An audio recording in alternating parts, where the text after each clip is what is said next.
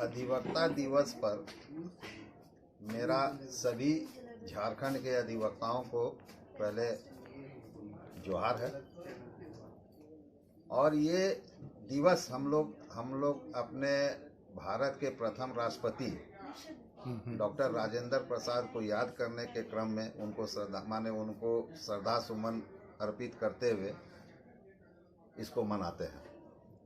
लेकिन दुर्भाग्य है कि भारत आज़ाद 1947 में हुआ, संसद में संविधान हमारा 1949 में लागू हुआ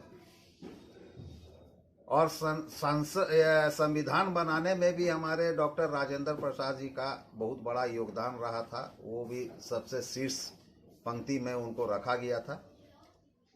लेकिन जैसे जैसे समय बीतता गया, आज हम लोग 75 साल पार कर चुके हैं अपने आज़ादी के। अधिवक्ताओं का जो उत्थान होना चाहिए था, अधिवक्ताओं का जो एक समाज में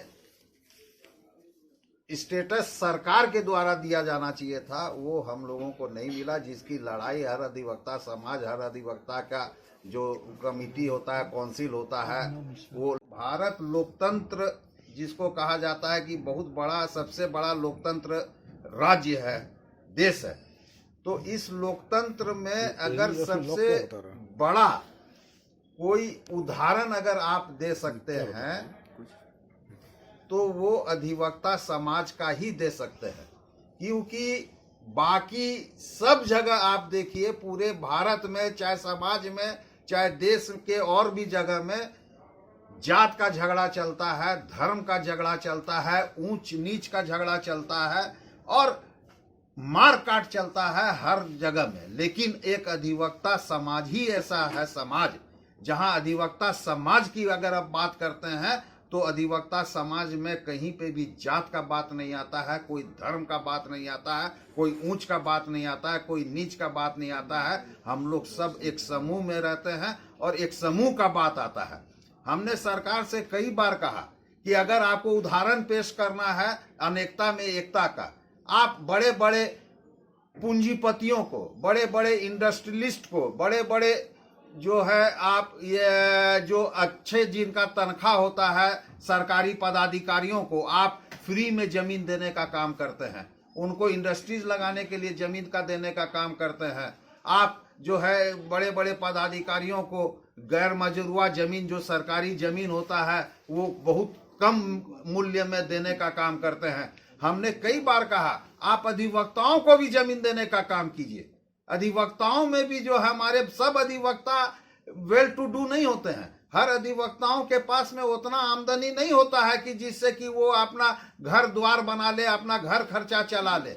हमारे पास ठीक है, हमारे पास में अगर 1000 अधिवक्ता हैं तो 1000 अधिवक्ता में 50 अधिवक्ता वेल टू डू होंगे। लेकिन 950 अधिवक्ता जो हैं वो मजदूरी करते हैं, जिसको आप कह सकते हैं डेली जितना कमाते हैं उसी से वो परिवार को चलाते हैं, अपने बच्चे को पढ़ाने का काम करते हैं, अपना मेडिकल ट्रीटमेंट कराने का काम करते हैं, घर का भाड़ा देने का काम करते हैं। तो सरकार को चाहिए कि हम अधिवक्ताओं को भी जमीन देने का काम करें, और जिससे कि हमारा जो कॉलोनी बनेगा, अगर उसमें लिखा रहेगा कि अधिवक्ता कॉलोनी, तो कोई नहीं बोल सकता है कि यहाँ पे किस जात का आदमी रह रहा है, किस धर्म का आदमी रह रहा है। इससे बड़ा जो है अनेकता में एकता और प्रजातंत्र की बात नहीं हो सकती। दूसरा, आज सरकार हर वर्ग को कुछ न कुछ दे रही है। हर वर्ग को देखिए, आज जो सरकार चल रही है वो वोट की राजनीति पे चल रही है। वोट पाने के लिए वो हर को लुभाने का काम कर रही है।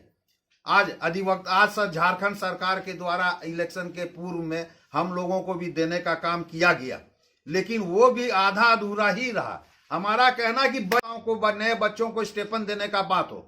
नए बच्चे जो आज आ रहे हैं, अगर उनको स्टेपन मिलता है, हम 1000 देने का काम कर रहे हैं, सरकार ने 5000 करने का काम किया। मैं कहता हूं कि सरकार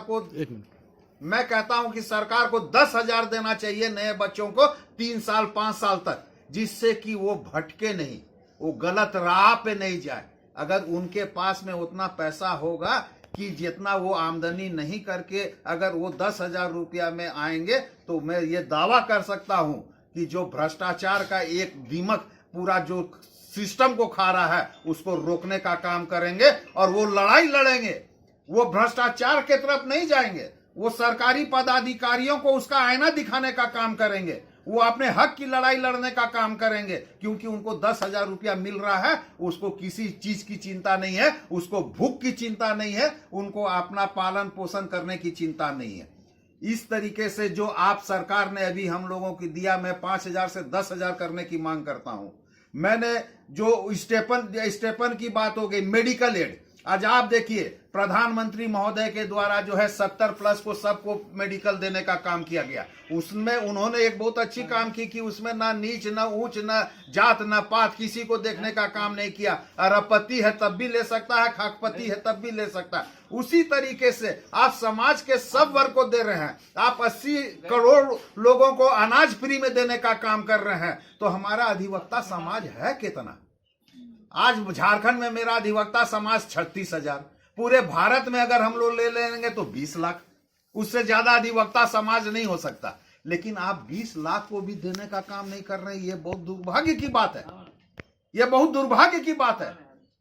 मैं केंद्र सरकार से मांग करूंगा कि आप सब समाज को देने का काम कर रहे हैं, आप हमारे अधिवक्ता समाज को भी देने का काम कीजिए। हमारे अधिवक्ता समाज को भी आयुष्मान से जोड़ने का काम कीजिए। हमारे अधिवक्ता समाज के पास भी जो है मेडिकल फैसिलिटी होना चाहिए, जिससे कि हम निर्भीक होकर समाज में, हमारा कॉन्स्टिट्यूशन क्या बोलता है, free to speech, free to education, free to medicine. लेकिन हमको कहां मिलता है, किस जगह मिलता है? आज सबसे बड़ा बात है, फिर मैं ये बात कहना चाहूंगा कि भ्रष्टाचार ही शिष्टाचार हो गया।